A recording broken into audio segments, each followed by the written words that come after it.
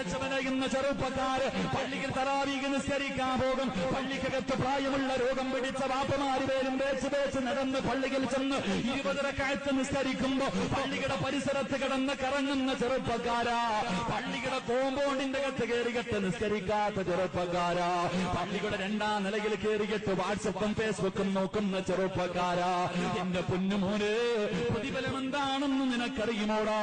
ഈ റമളാനിൽ നിസ്കരിച്ചാ കിട്ടുന്ന പ്രതിഫലം എന്തെന്നറിയുവോ?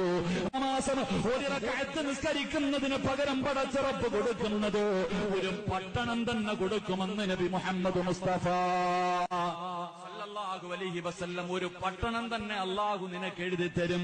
അത് തിരിയണമെങ്കിൽ, ഒരു പട്ടണത്തിന്റെ വലിപ്പം നിനക്ക് തിരിയണമെങ്കിൽ മഹാനായ നബി മുഹമ്മദ് മുസ്തഫ സല്ലല്ലാഹു അലൈഹി വസല്ലം റസൂൽ പറഞ്ഞു, സ്വർഗ്ഗത്തിലൊരു മരമുണ്ട്, സ്വർഗ്ഗത്തിലൊരു മരമുണ്ട്. ആ മരത്തിന്റെ വലിപ്പം എന്താണെന്ന്